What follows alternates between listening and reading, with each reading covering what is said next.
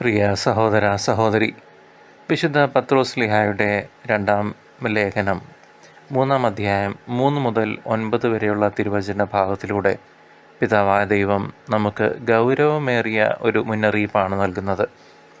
ലോകത്തിൻ്റെ ജഡിക സുഖങ്ങളിലും പാപകരമായ ആഗ്രഹങ്ങളിലും മുഴുകി ജീവിക്കുന്നവർ ദൈവത്തിൻ്റെ ന്യായവിധി വൈകുന്നത് കണ്ട് അതിനെ പരിഹസിച്ചു എന്ന് വരാം. എന്ത് സംഭവിച്ചു, ഇനി എന്ത്, ഇതുവരെ ഒന്നും ആയില്ലല്ലോ എന്നൊക്കെ പറഞ്ഞ്. എന്നാൽ നോഹയുടെ കാലത്ത് ജലപ്രളയത്താൽ ലോകം ശുദ്ധീകരിക്കപ്പെട്ടതുപോലെ അധർമ്മികൾക്കായി മാറ്റിവെക്കപ്പെട്ടിരിക്കുന്ന ഒരു അഗ്നിവിധി യാഥാർത്ഥ്യമാണെന്ന് വചനം നമ്മെ ഓർമ്മിപ്പിക്കുന്നു. നോഹയെ കളിയാക്കവരെ പോലെ ആവാതെ നോഹയും നോഹയുടെ കുടുംബവും അബ്രഹാമിൻ്റെ കാലത്ത് ലോത്ത് സൊദോം ഗൊമോറയിൽ ചരിച്ചതുപോലെ വിശ്വാസത്തോടെ നമുക്ക് കാത്തിരിക്കാം.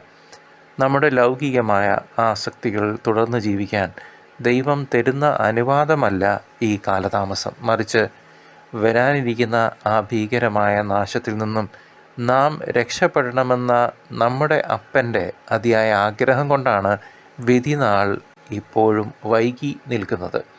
ദൈവത്തിൻ്റെ ക്ഷമയെ അവിടുത്തെ ബലഹീനതയായി നാം കാണാതെ മാനസാന്തരപ്പെടാനുള്ള അവസാന അവസരമായി, ഞാൻ ആവർത്തിക്കുന്നു, അവസാന അവസരമായി നിങ്ങളും ഞാനും തിരിച്ചറിയണം. ഒരു വ്യക്തി പോലും നശിച്ചു പോകാതെ എല്ലാവരും രക്ഷയിലേക്ക് വരണമെന്ന് ആഗ്രഹിക്കുന്ന പിതാവ് നമുക്കായി ഇപ്പോഴും വാതിൽ തുറന്നിട്ടിരിക്കുകയാണ്. എന്നാൽ ഈ കാരുണ്യത്തെ നാം അലക്ഷ്യമായി അഹങ്കാരത്തോടെ കാണരുത്. കാരണം കർത്താവിൻ്റെ ദിവസം ആരും പ്രതീക്ഷിക്കാത്ത സമയത്ത് കടന്നു വരും. നമ്മുടെ ഹൃദയത്തിലെ ജഡിക അഭിലാഷങ്ങളെ വെടിഞ്ഞ് വിശുദ്ധിയോടെ അവിടുത്തെ വരവിനായി നമുക്ക് കാത്തിരിക്കാം.